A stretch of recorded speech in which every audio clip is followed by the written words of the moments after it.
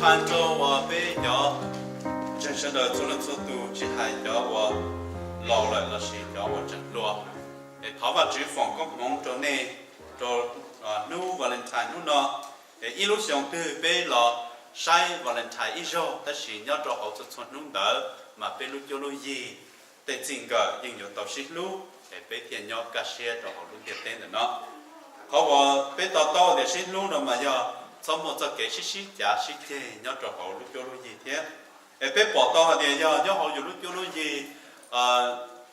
do cả chỉ sao xích thế kia lên mà những chỉ tàu lên mà những giống một cái xích giá xích thế mình chỉ thế đó là mà cả sau một hàng giờ còn nút từ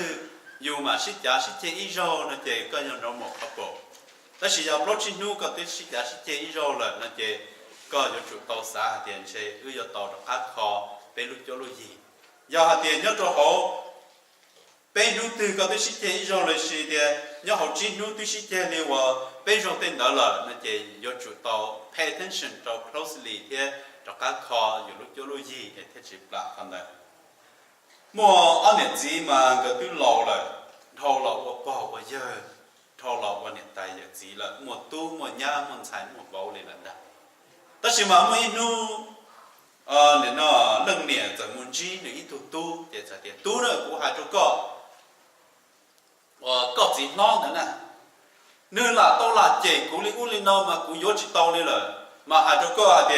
là những một tu một sản chỉ trong thế tôi hay cho nhà tụ cho nó cho họ nhất cho họ bên chỗ bên chỗ cái tin là nó chỉ có chỉ là muốn người chạy kia muốn cho tu lo nhau của dân cho tu giàu nhau thôi nên là nè lo của một lần đầu tiên mà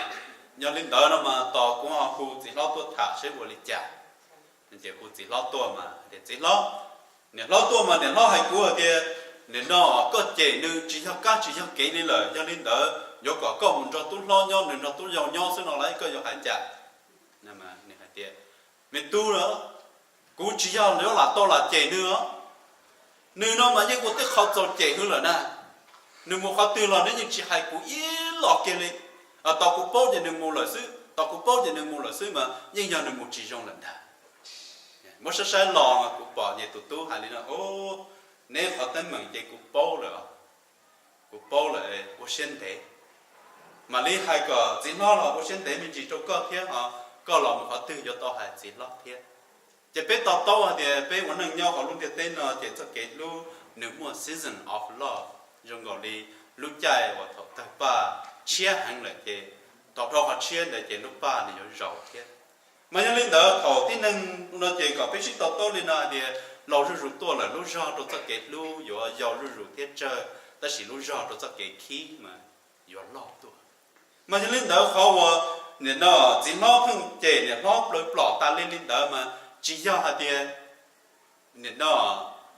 một cái giá trị trong là chỉ do hạt tiền chỉ lo họ lòng ya ta lo này,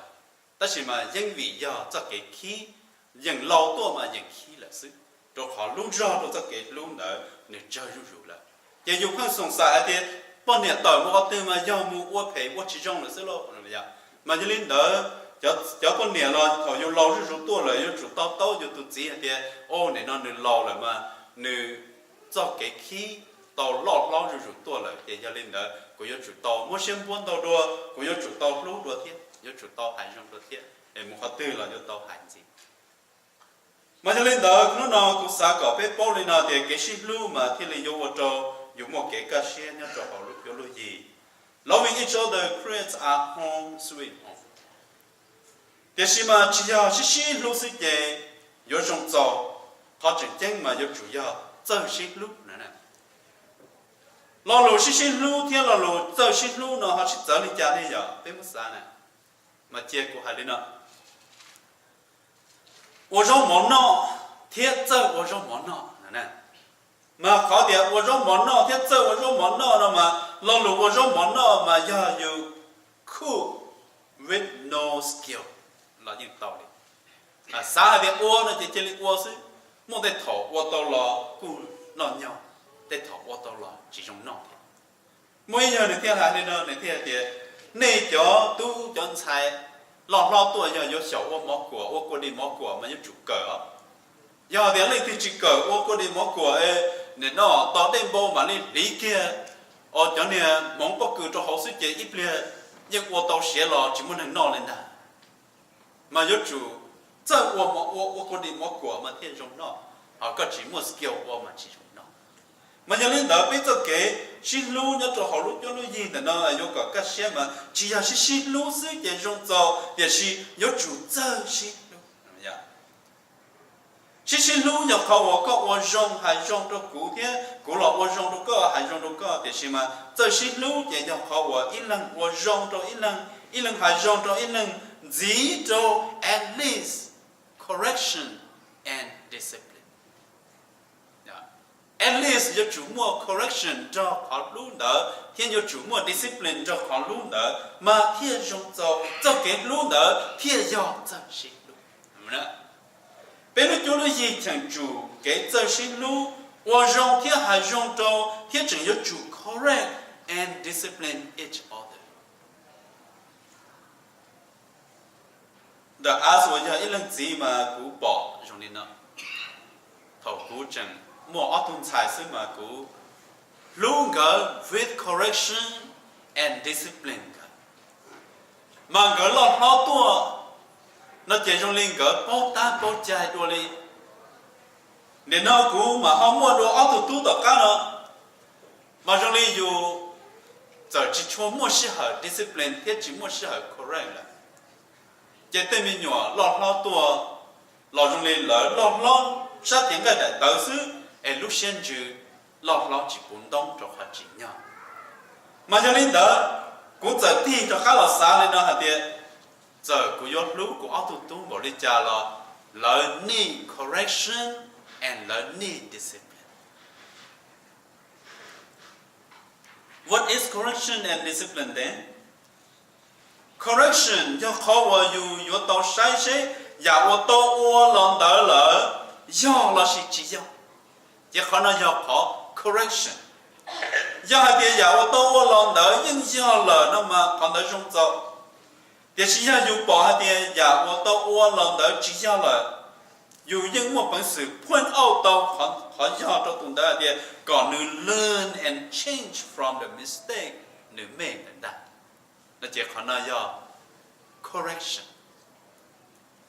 Discipline do khóว่าmake you to ขึ้นละสิเลย to do things good and do it better the next time. ไม่ใช่เราเด็กกูบอกเลยนะชิรู้มาอยากเขาว่ารู้จะขอก็จะ necessary your discipline นึ your correct นึนึจะยกว่าได้ชีเรา whatever นึว่าเราการเรียนกูรู้นึเลยเจ๊กูรู้นึลิ้นเด้อนึรู้กูเรานึรู้กูแต่สิมาcho cái luôn cho họ và có một chiến chỉ khác họ mà có chủ mua correction cho có chủ mua discipline cho họ cho cái luôn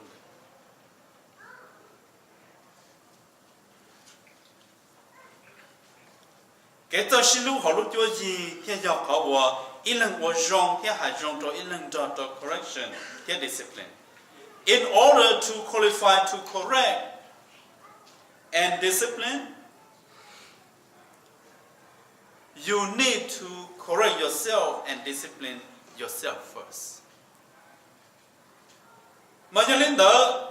dù có chủ tao correct cho tôi khăn ở thế, giả cú ô bỏ tao trong giàu này, bỏ giàu lại này. Thế chỉ ta lên đó xứ, cú bỏ tao dùa của tôi khăn ô thế khó rong này, ô thế you discipline lên tôi thế. Since God lavishly loves us, He will correct and discipline us as mentioned in the Bible. Và chỉ lúc bên bùa mẹ thiên nữ chua bê thiên cho chữ bê do họ để cho lúc và chỉ hai mươi mừng thì họ từ do cho cái do thì họ từ chỉ do là nếu chẳng bỏ mừng có bê và có rong rú tua một cho thầu bê và rong cân gò liền nữ do từ và rong cân gò bây giờ họ liền trả lúc cho gì thì liền cho shit lúc bê thì liền tàu cái cá xe mà thì cũng cho bê nhận và chỉ cho lù thế bây giờ mình chỉ còn được đó. Thôi mà nó cũng đơn đờ khi đi trong câu chí ngay nên có ở trong trong câu chí Exodus chapter 15 verse 22 to 25. khi đi chung cầu chi ngay đừng có ở trong cầu chi mà cũng nhận ô lục mong cho bé đi nào một xe giờ cho gì sao là những số kế tờ tờ tu hiện dữ liên một trâu tỏ tia số của sự lệ lấy một tàu bé nu kế trâu tỏ tia số của tia xin thiết chỉ muốn để hậu lì lấy một thằng đời ít khó chơi bé hùa mà là tia xì lúc khó để của nhân đời yên hành là hậu chỉ tàu vì linh đời kia tìm bé cho khó chơi đời hùa mà là cho gì sao là những dư một xe thiết nu tia bé dùng hậu đất chi một xe thọ tụ chữ thiết tụ chữ kia ý dẫn động cho một xe chế một xe mua dẫn động đỡ chế một xe mua dẫn động đỡ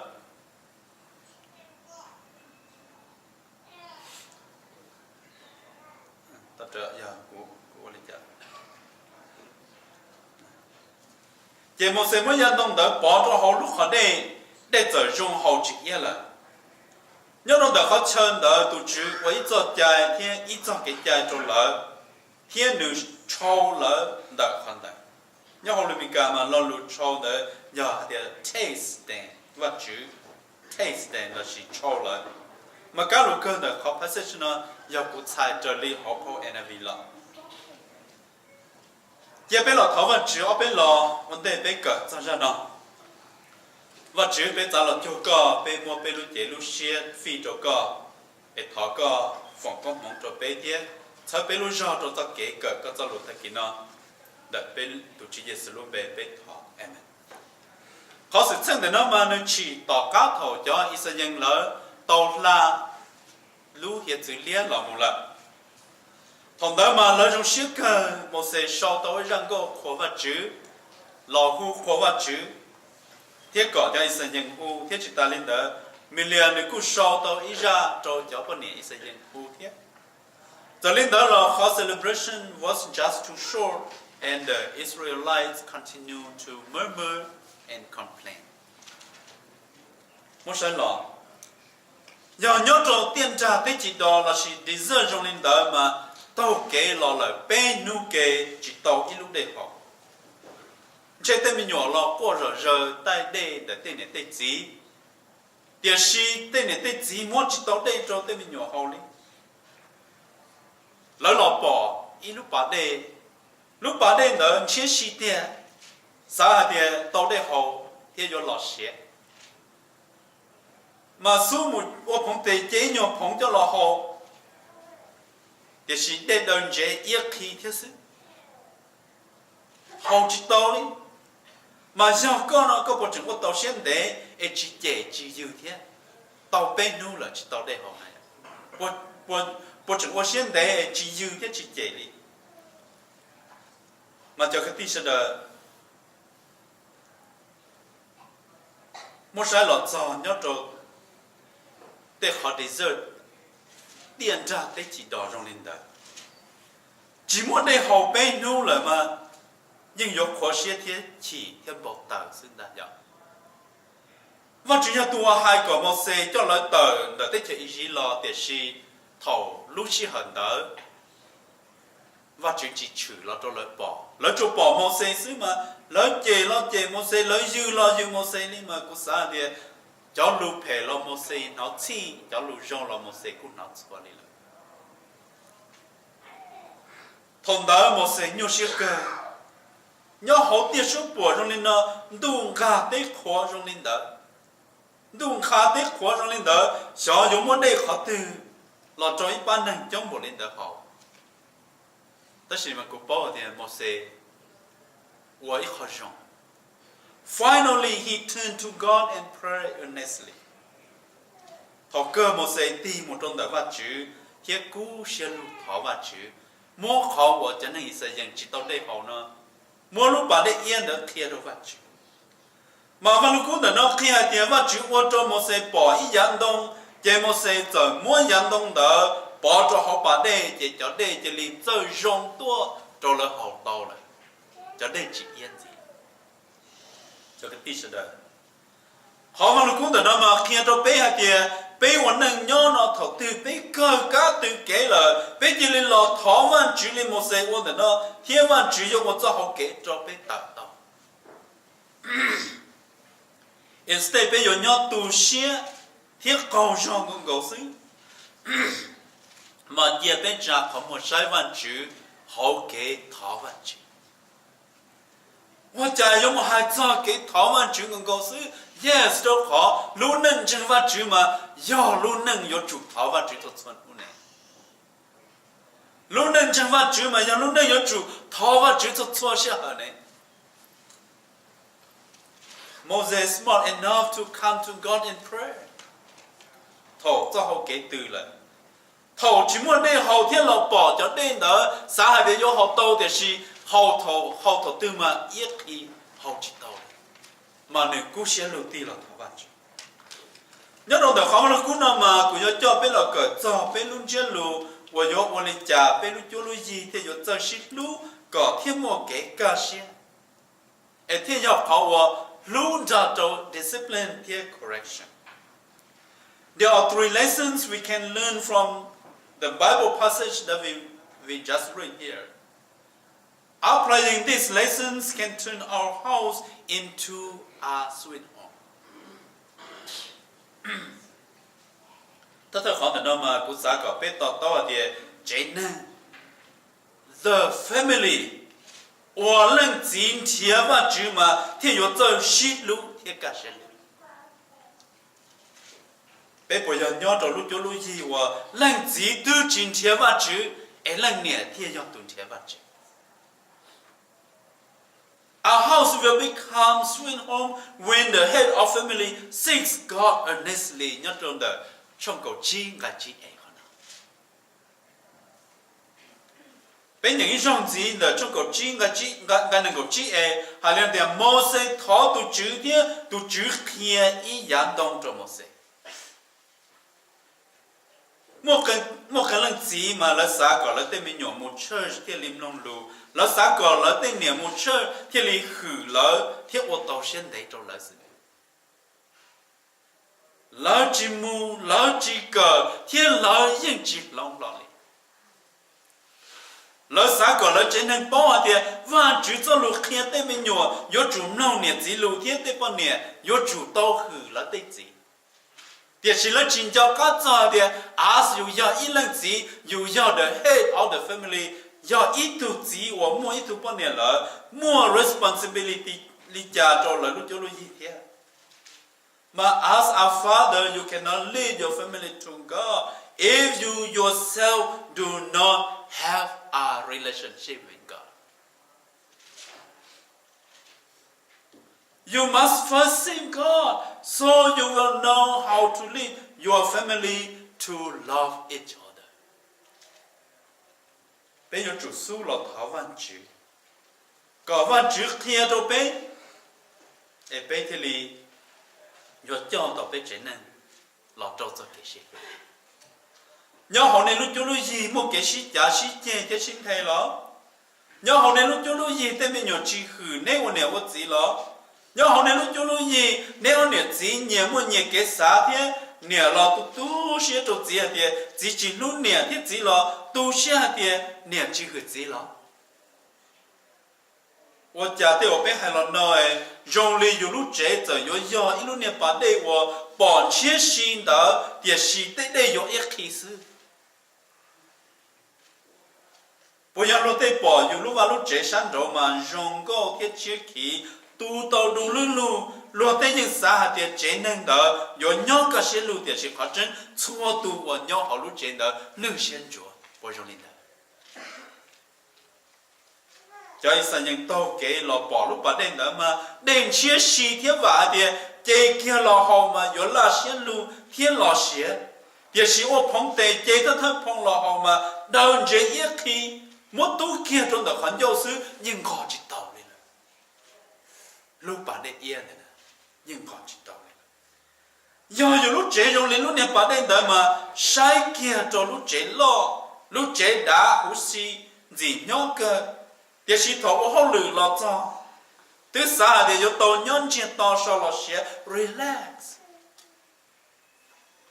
giờ lên đó là thọ lo cho đó lúc trẻ mà chuẩn nó xí trả xí chê xin thầy thế dù chẳng tao get involved cho cái xí trả xí chê xin yo li cha thiên song. If your home is full of bitterness, where your wife or children do not respect or listen to you, you must turn to God in prayer just like Moses did. Thảo bê tùa ya lệnh chỉ ya tụ chỉ trong đời lúc cho lúc gì nữa.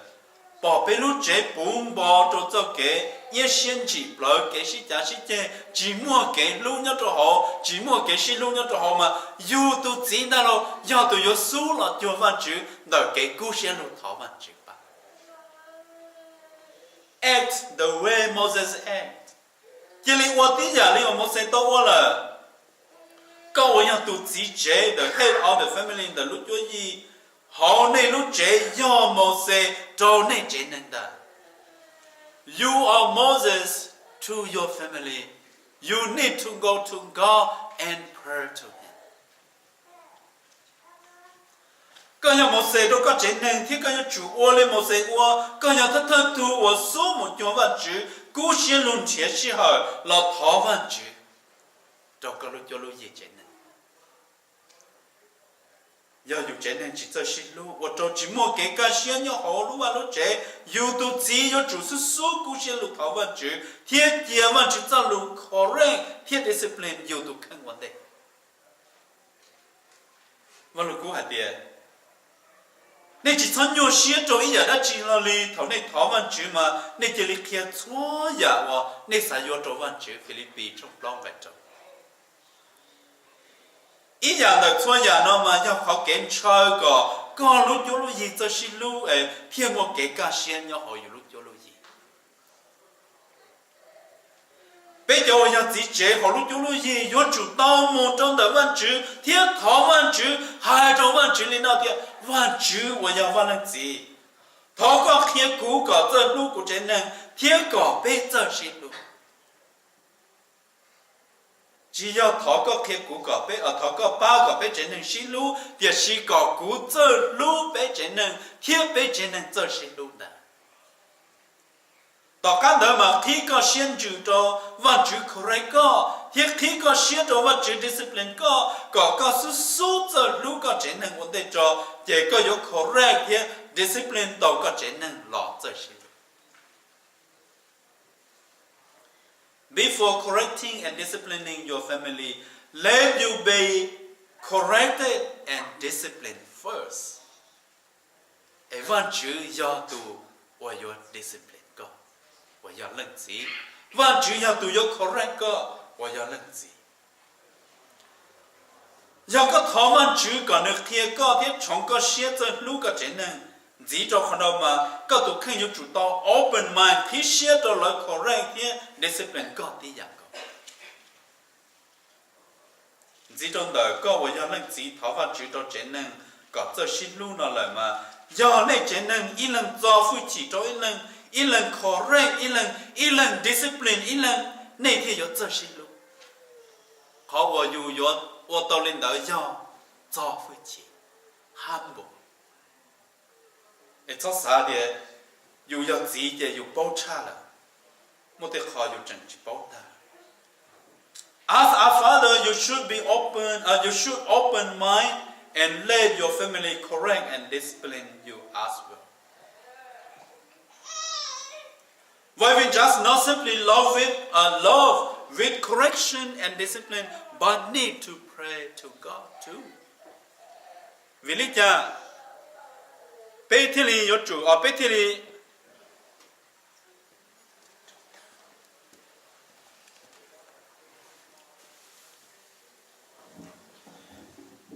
vì lý do Betheli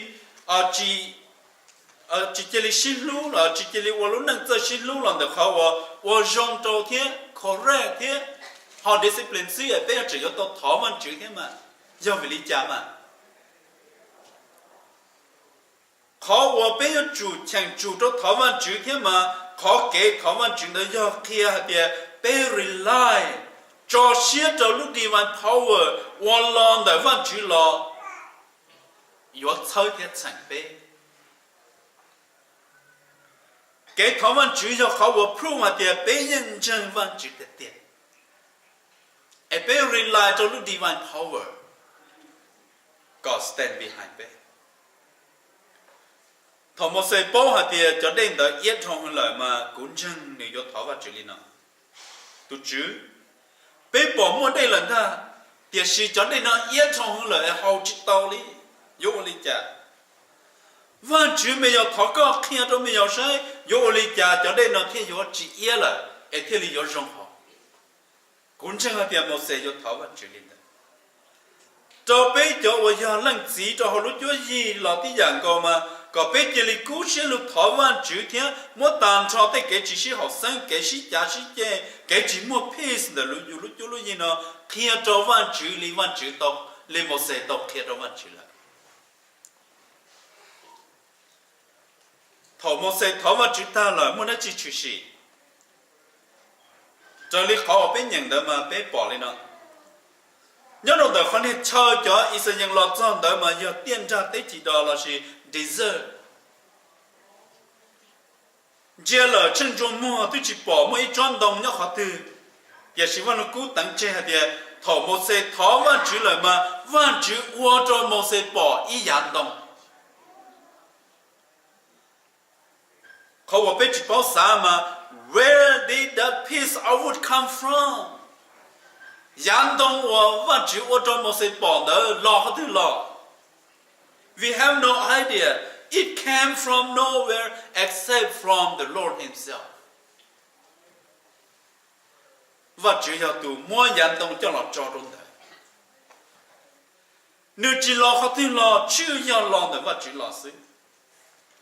Văn cũng chỉ sau hai giờ sáng thảo văn chữ wa trong một sự bỏ yang dong đỡ. Văn chữ họ hai lý giản dị trong nửa địa chỉ cũng chân là địa họ ở một sự mua enough confidence mua nhận đồng đỡ bỏ cho họ lúc bà đây mà nhưng do văn chữ trong nửa lúc xưa có qua lên đỡ lo xí văn chữ hai trong nửa còn nửa mua nhận đồng bỏ cho họ đây lên đỡ chỉ một sự chỗ qua lên văn chữ hai còn nửa qua xí nửa chỉ cho tụi lòng cho nên yết khi đỡ có qua đây trong họ địa chỉ văn chữ cho tụi lòng cho cái gì cho chị chế sẽ được bên lòng chỉ tao bên tên mình nhỏ xiên chữ có là lòng bên lòng chỉ tao bên tên mình xiên chữ có là hử bên lòng chỉ tao bên tụt gì bên cho gì tên xiên chữ có tí lọ ở trong chỗ bên kia chỉ văn chữ lòng tao một sự chỉ là tua uo cho để yên đỡ lòng lọ ở đây trong học tao văn chữ là tụ bây giờ li quan một sự ở thêm một chùa văn chữ cũng sẽ lưu thọ nữa thiết hiện tàn cho tên bà hạ khâu khoa đời bên lưu lưu gì trong văn chữ đó ý con gì giờ bên số hai trong văn chữ thì văn chữ do cú chẳng chủ yon lòng đã chỉ vấn đề có thì yon lòng của tụi nè là chỉ lòng của tụi gì thiên lòng của cha mình nhỏ cú thọ con lòng của lúc xưa nào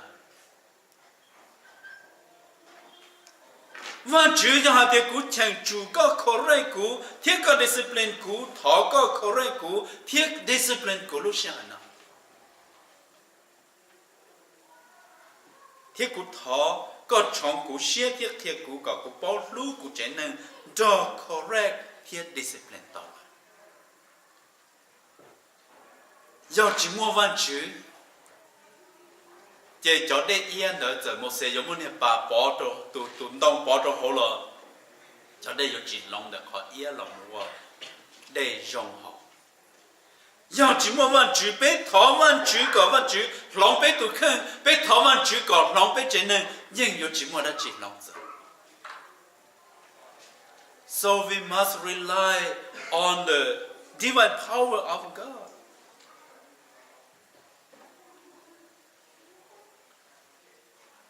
Cho nên bản chân lúc divine power qua hai nó thì sẽ cũng chân. I believe.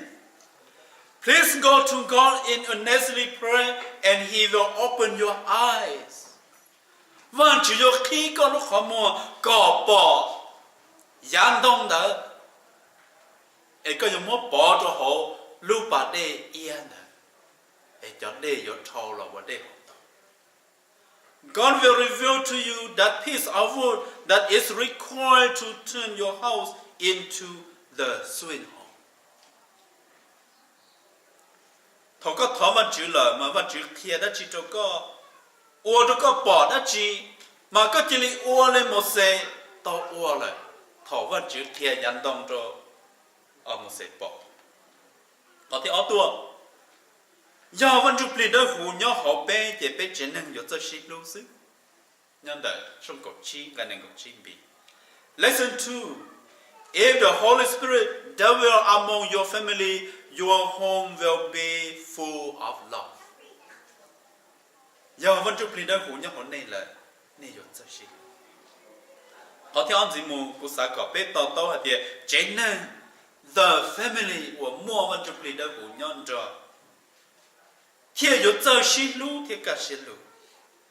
Our house will become the sweet home when the Holy Spirit dwells among the family. Nhớ đồng đẳng cái này chim bì này hay là nói thì chế một xe mỗi nhân đông đỡ bỏ cho họ lúc họ để cho dùng họ chỉ ý lại. How could a piece of wood turn the water from bitterness to sweetness?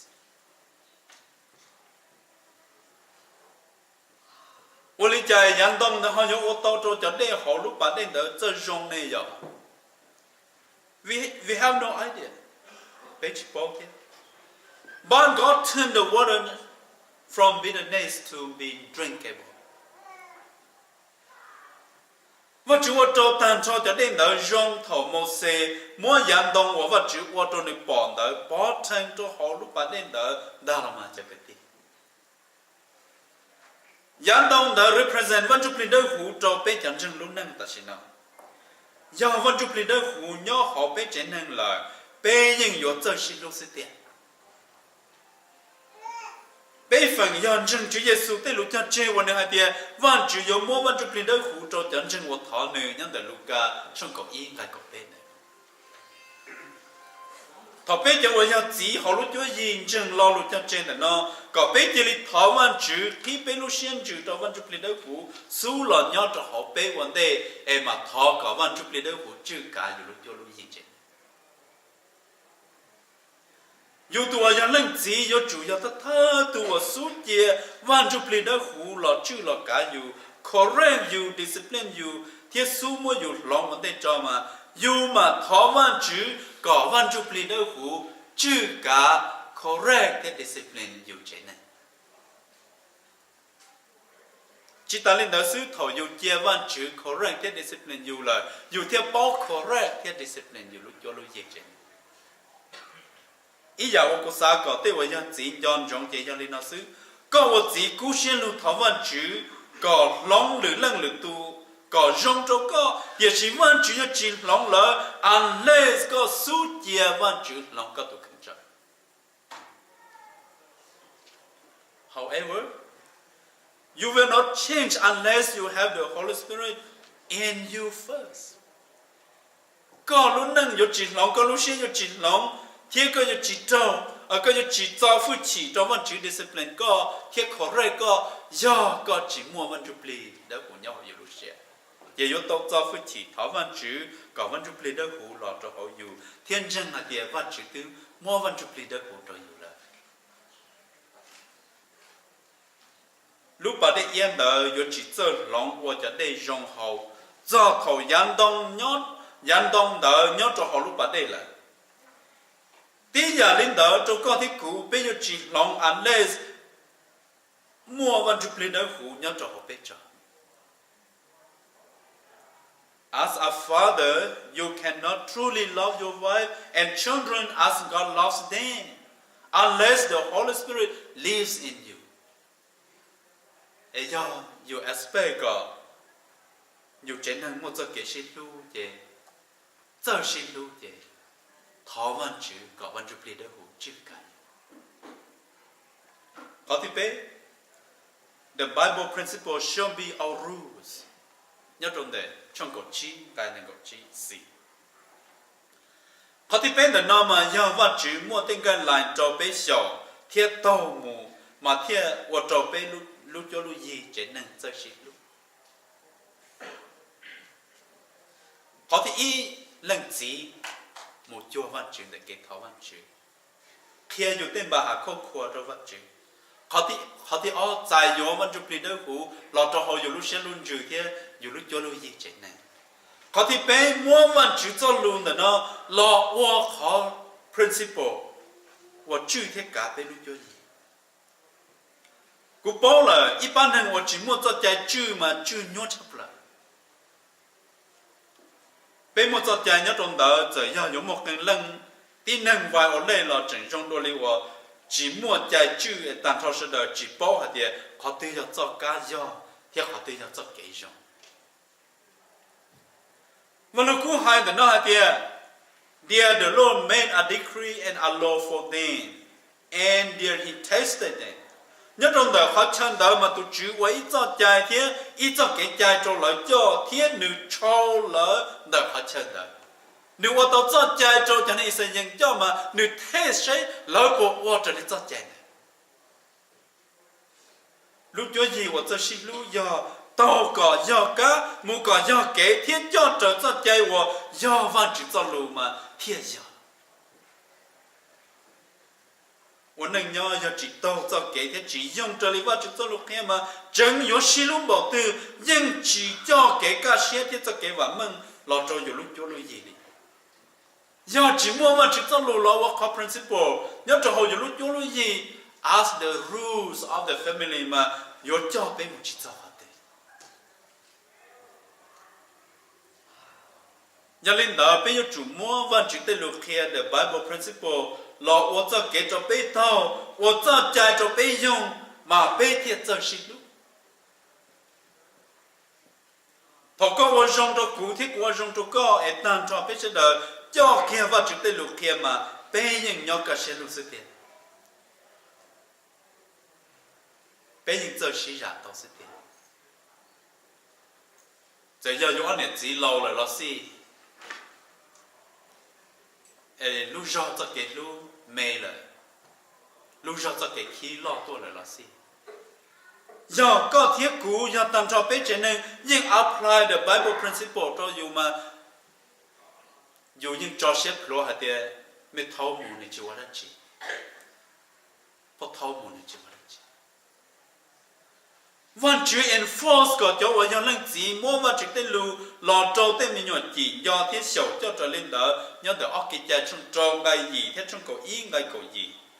mà cũng chẳng thì mà chỉ những requires có bé cho vào những lần gì có chủ số số cho thiết vào trở lên vào trực tiếp cái trái hoặc kia đó vấn đề cho mà mua kia cho bé trẻ tập ăn how to correct your child nhà dùng mấy thứ mình nhỏ,我那只我只想了，有我哩家了，到天呢，这可能我只想的，也不没考 illustration 就俾你呢。Instead 有我自己有海多呢的，为哩家个有我陪我了呢，嘛家有啥海哩的，有海多呢的，开着故事为哩家个贴我哩的。Instead 有有的为哩家个我陪担保领的，嘛有的贴着故事为哩家个贴我领的。How to discipline your child？ bây giờ cho chữ bây giờ mình nhỏ lý cha, giờ dùng mấy tụi mình nhỏ chữ ở trở lại the Bible principle instead you ở gì cho hai đứa này vì lý cha có thể chữ ở, vì lý cha có thể chữ ở trở lại vật chữ cho lúc kia mà you hai lý nó thì let me make this clear, I demand that you must do this, this is the way we honor God in this family. Cũng hai mình chỉ chứng trong cái hạt thì có yêu chủ ở lý nó xí nữa. Họ nói mà do bé uo lên nó đợi cho kế hữu vật chữ nó cho họ bé lui cho lui gì nó lo luôn discipline này mà mẹ có nên take action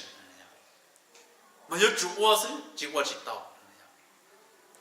vậy bé tao discipline bé tụ khăn thế bé do chủ bao Bible principle rồi rong bé make it in action để bé tụ khăn vấn đề mà nên make it in action cho họ bé lui cho lui gì. Let me make this clear. I demand that you must do this. This is the way we honor God in our family. Nói cho khó bé discipline bé tụ khăn. Nói cho khó bé discipline bé cho mình nhỏ. Correction you make him know it is right or wrong. Discipline you make him to do the right thing. Nhớ có chỉ mà lúc cũ nhớ đồn là ban đầu trong cổ bé cái này có hạt địa do có chỉ khoác kia có tụt tu để có những chỉ luôn nữa do có luôn nữa có những yuan đồ nữa nó chỉ trong linh nào nữa chỉ do yuan đồ yuan đồ bao nhiêu là chỉ yuan đồ gì là chỉ yuan cho mình nhỏ xíu ta chỉ mà khi xia đồ lần đồ yuan theo một thế thôi yuan ít đồ gì là maybe you go too far. Yêu ni yêu tụ quan này yêu ni yêu cho mình nhọn tua yêu thế, em còn đây giờ là chơi lúc yêu, em thổi dùng tua là yêu kia là yêu chơi lúc nào thế, họ bảo yêu làm nông, ý là tụ tư tua tiếp theo tôi yêu mà yêu cho phải chi, lúc trẻ tôi nhớ các chuyện lúc nhớ họ chơi trẻ nên chỉ đợi là họ kể cho xin lúc, cho kể cho xin lúc nhớ kể lúc at least yêu chủ mua correction thiết discipline cho. Giờ bé hai lời giản gì mà bé giờ hay là understandable, là sự understanding cái to to. Bé giờ hay cho thì patience, và một lúc xem đến rồi. Đó là at least nhớ chủ mua có discipline thì có và correction nhân trong này. Our Father who loves His family without correction and discipline will never be able to lead them to know God and to love each other. Ít chế năng là chỉ ít lần gì và nếu chỉ bảo discipline nên tụ khăn, nếu chỉ bảo correct nên tụ khăn, mà nếu cho chỉ tao nên chế năng là cho văn chữ, nếu cho chỉ tao nên chế năng là chỉ lúc, còn là chơi chỉ lúc. Love without correction and discipline will lead our family to nowhere. Cho kể chỉ lúc, và chỉ mua correction, để chỉ mua discipline, nếu cho bé một chỉ cho họ tiền. Lần gì vậy giờ để head of family, giờ chủ số một trong đời văn chữ, thiết hai trong văn chữ, cho người tên bà hạ khâu khóa, người lúc khâu khóa tên bà hạ, mà người muốn hai kia trong văn chữ, người giờ chủ make himself to be correct and disciplined before he will correct and discipline his family. Thiết tỏ các đời mà người giờ chủ khi xia trong người chế nên discipline thiết correct. Còn gì cần đó bây giờ chủ trong xe là tiền mà chụp lên đâu hú chứ cả bên lúc xe chứ cả bên lúc cho lúc gì lúc năng đó mà còn nếu lóng bên đây xe tên chữ mù trời lý vật chữ nhẹ họ sau mà cho họ bây giờ chủ mua và chữ tên lúc kia là ở cho chạy chứ họ bên lúc cho lúc gì giờ bên ở lên đó chẳng hạn thì bên cho gì năng nhưng dù cho xin lú thì ở trò bên lú vật chế nhau cả sẽ lúc sự tiền. Happy Valentine's Day and may God bless us all.